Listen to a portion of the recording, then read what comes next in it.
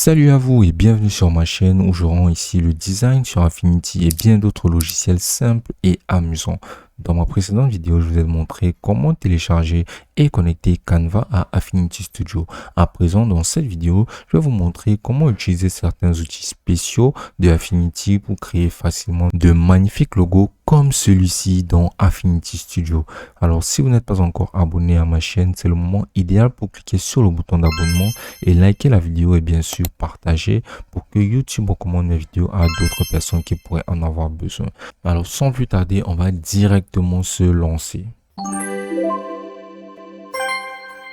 Voici Affinity et ici sur la plateforme on va tout simplement cliquer sur l'icône du plus ici tout en haut à droite et là maintenant on sera présenté cette page ici. Donc pour le coup de notre logo on va devoir venir sélectionner entre grille à 1000 pixels ou grille à 2000 pixels. Donc on va venir cliquer ici sur grille à 1000 pixels et voilà, ça ouvrira directement ceci. Maintenant, une fois ici, la première chose à faire sera tout simplement de sélectionner l'option de Vector Studio. Alors, c'est grâce au Studio Vector qu'on pourra configurer des logos et surtout qu'on pourra les vectoriser. Donc maintenant, si on souhaite configurer un autre plan de travail distinct que celui-ci, ou par exemple à faire plusieurs logos à la fois, on va tout simplement venir cliquer ici sur l'icône de l'outil de plan de travail. Voilà que voici, on va cliquer dessus et maintenant on va tout simplement venir sur un point donné et on va venir dessiner ainsi notre plan de travail selon le format qui nous correspond. Voilà, comme tu peux voir, le format peut être ajustable sur absolument n'importe quel format. Maintenant, dès lors qu'on a un format adapté, on va tout simplement maintenir sur Shift et là on va pouvoir agrandir, ça maintiendra les proportions comme ceci. Voilà. Donc voilà, une fois que c'est fait, on a notre plan de travail qui est effectué. Donc de retour sur notre plan de travail, maintenant on va venir poser notre image en question, l'image de notre croquis. Donc on va venir cliquer ici sur l'option des images. On va pouvoir sélectionner dans l'image de notre croquis qu'on a eu à dessiner sur une feuille de papier. Maintenant on va cliquer ici et l'image sera directement posée donc sur notre plan de travail. Voilà, une fois que c'est bien posé maintenant, on va se lancer directement dans la personnalisation et dans la vectorisation. Donc pour le coup, ce qu'on va faire sera d'abord de cliquer sur notre image, de venir sur la section de l'opacité et on va réduire l'opacité un minimum. Donc on va réduire l'opacité pour que ce soit pas trop flagrant comme ceci. Voilà. Donc voilà, comme ceci, c'est déjà pas mal. Donc ça doit être à peine visible. Ensuite, toujours sur notre image, on va venir sur cette section de droite ici. Et ici, on va pouvoir apercevoir cette option du cadenas. Donc on va cliquer ici là sur le cadenas pour verrouiller comme ceci. Donc on pourra cliquer dessus, faire n'importe quoi, ça ne bougera pas. C'est très important d'ailleurs. Maintenant, ensuite, on va utiliser le premier outil qui nous permettra de pouvoir effectuer absolument toute cette vectorisation qui est tout simplement l'outil de la plume. Voilà, c'est cet outil-ci, voilà qu'on peut apercevoir là. Donc on va le sélectionner. Il faut bien regarder comment il faut procéder. C'est vraiment très facile. Première fois, on va d'abord zoomer. Voilà, on va venir commencer par cette section-ci. Donc ce qu'on va faire pour le coup, sera tout simplement de venir cliquer ici. Ensuite, on va par exemple venir cliquer ici. Maintenant, ce qu'on va faire sera de maintenir la touche CTRL en posant notre curseur sur la ligne qu'on vient d'émettre. Et là, maintenant, ça nous permettra de pouvoir l'étirer comme ceci. Voilà, une fois que c'est étiré, maintenant on peut maintenant ajuster la courbe en se servant de ces deux brins-ci. On peut l'ajuster comme on le voudra pour que ça rentre parfaitement sur la courbe en question. Donc on essaie de représenter la courbe un maximum possible. Et voilà, comme ceci, ça rentre très bien.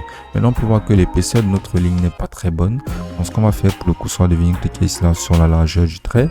On va venir augmenter cette largeur à quelque chose comme ceci. Donc on va mettre la largeur à 1.8 et là on va continuer. Ensuite, on va relâcher donc le bouton CTRL et venir cliquer ailleurs. Donc on va venir cliquer ici par exemple et ça formera une autre ligne.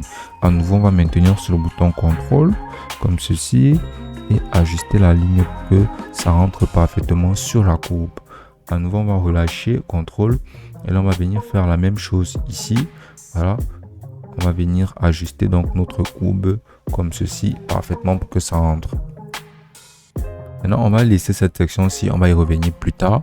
Ce qu'on va faire maintenant pour le coup, sera d'abord de bien représenter cette courbe-ci. Alors, on va venir l'étirer comme ceci. Et là, on va continuer avec les autres aspects en descendant par ici. Alors, le but, c'est d'avoir un minimum de courbe possible pour un maximum d'espace. Donc, on va venir loin en bas. Voilà. Et faire en sorte que ça rentre très bien.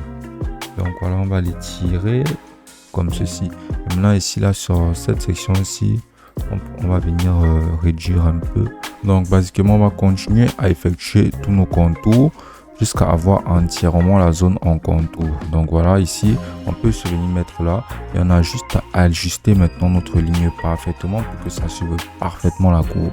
Donc vraiment le secret ici, c'est vraiment d'avoir un minimum de lignes posées, car sinon ça causera des agglomérations qui ne nous aideront vraiment pas dans notre design. Voilà, comme ceci, ça rentre vraiment très bien. Et maintenant, comme tu peux le voir là, pour pouvoir effectuer un zoom, c'est vraiment très simple. Pour pouvoir zoomer, tu as tout simplement à venir maintenir sur le curseur et utiliser ta souris pour pouvoir scroller comme ceci vers le haut ou vers le bas. Voilà, pour pouvoir dézoomer comme ceci. Et maintenant, une fois que tu as zoomé, pour pouvoir avancer peut-être plus haut, tu as tout simplement scroller vers le haut avec ta souris et scroller vers le bas avec ta souris. Quand on continue basiquement notre vectorisation, il faut bien se rappeler qu'il faut toujours maintenir la touche contrôle. Voilà, lorsqu'on effectue les courbages. Voilà, donc on va venir ici poser une dernière. Et on va se rassurer de bien former la courbe comme ceci. Voilà, comme tu peux voir, ça rentre juste parfaitement. Ensuite, on va venir le reposer à la fin ici. Voilà, vers ce point en question. Voilà, et tout sera parfaitement assemblé. Voilà, comme tu peux voir, notre forme est parfaitement effectuée. Donc, une fois qu'on a terminé maintenant avec notre première forme comme ceci, voilà la première forme qui est entièrement terminée. Ce qu'on va faire sera d'appuyer sur Shift.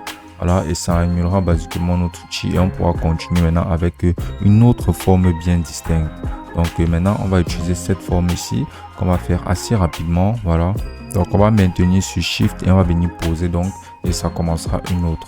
Parce que si tu n'appuies pas sur Shift, par exemple, dans ce cas précis, tu verras que si tu viens directement poser, ça mélangera directement avec ceux du précédent.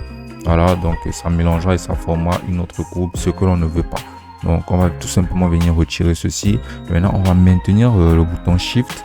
Et là, tu verras que ça créera une autre plage pour pouvoir effectuer notre vectorisation.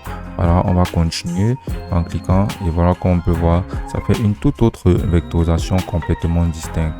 Donc, on va continuer avec notre vectorisation.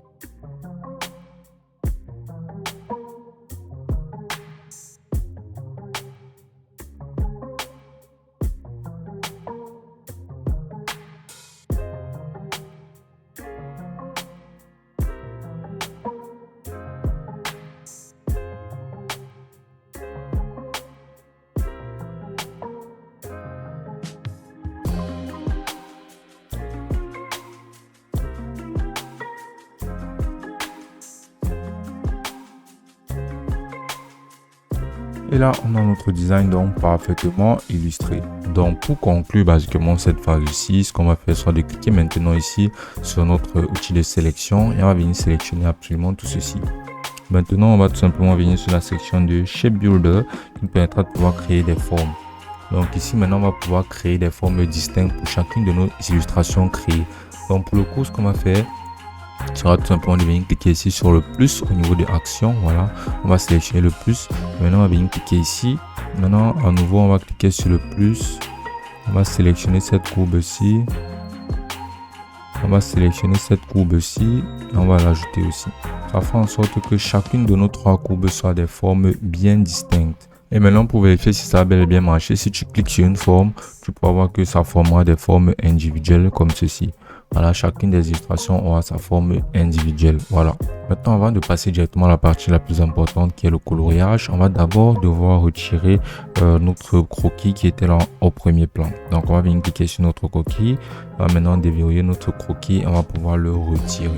Voilà, et là, on ne restera que avec notre illustration parfaitement effectuée. Une fois que c'est fait maintenant, ce qu'on va faire pour pouvoir procéder au remplissage sera de venir cliquer sur l'outil de sélection. Et une fois sur l'outil de sélection, maintenant, on pourra voir cette section des couleurs que voici. Maintenant, on va se lancer dans la personnalisation de nos couleurs. Alors, pour le coup, on va venir utiliser notre curseur. On va venir tendre vers du orange pour ici. Et là, on va pouvoir ajuster selon le spectre en question. Voilà, comme ceci. Ça va rentrer très bien. Ensuite, on va venir sélectionner notre deuxième forme.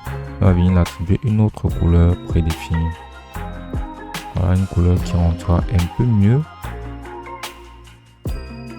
Par exemple, celle-ci. Et ensuite, on va venir sélectionner notre autre objets pour venir nous donner une couleur totalement différente. Par exemple, celle-ci. Une fois qu'on a donc effectué tout ceci, ce qu'on va faire maintenant, c'est venir sur la section des bordures. On va d'abord se rassurer de tout sélectionner. Et maintenant, où on pourra donc voir ici là, définir les traits. On va pouvoir venir cliquer ici sur aucun remplissage. Et là, ça retirera entièrement nos traits. Donc là, tu pourras déjà voir à quoi ressemble notre design qui allait déjà magnifique comme ceci, sans les traits. Donc ensuite, pour donner un peu une petite touche de réalisme encore plus accrue, on va procéder directement dans l'ajout de gradient. Donc pour ce faire, on va tout simplement utiliser l'outil de remplissage. Donc on va venir cliquer ici sur l'outil de remplissage. Et maintenant, on va tout simplement venir sélectionner une de nos formes ici. Et là, on aura juste à venir maintenir comme ceci à travers la ligne.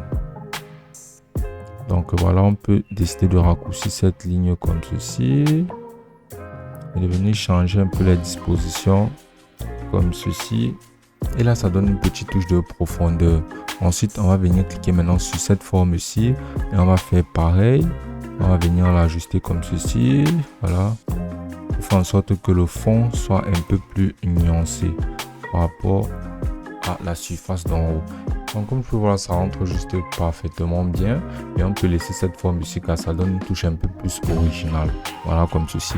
Maintenant, pour conclure, on va tout simplement effectuer un lissage pour parfaire notre design et faire en sorte que toutes les formes soient parfaitement effectuées.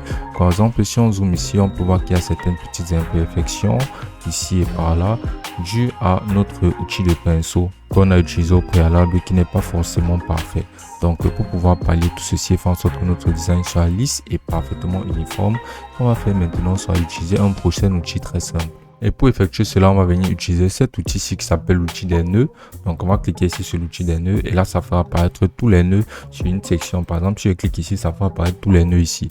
Donc on va cliquer par ici par exemple. Et maintenant ici, on va tout simplement faire un zoom. On va cliquer sur ce nœud que voici. Et maintenant on va tout simplement venir cliquer ici là sur convertir en angle obtus. Et là, comme tu vois, ça ne fonctionne pas toujours parfaitement si on utilise cette option-ci.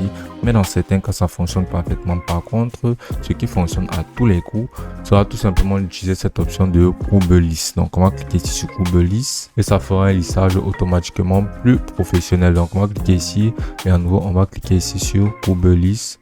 Et là, ça effectuera un lissage automatique. Donc, voilà, on va tout simplement faire pareil pour absolument toutes les zones.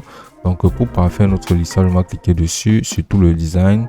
On va cliquer maintenant sur courbe lisse et ça fera un lissage automatique qui sera beaucoup plus fin. Maintenant, pour le faire aussi de manière manuelle, on va tout simplement à nouveau cliquer ici. Cliquer maintenant sur ces nœuds, zoomer. Et là maintenant, on va tout simplement ajuster ces nœuds pour que ceci soit parfaitement synchronisé. Donc à nouveau, on va continuer dans notre scrollage, on va parcourir pour rechercher les zones qui sont un peu moins lisses. Voilà, on va scroller. On peut en apercevoir qu'il n'y en a pas vraiment beaucoup. Donc on va continuer à scroller par ici et par là. On va explorer les zones qui sont un peu moins lisses. Donc on peut voir par exemple ici, on peut venir cliquer sur ce nœud. On peut l'ajuster au préalable un peu plus.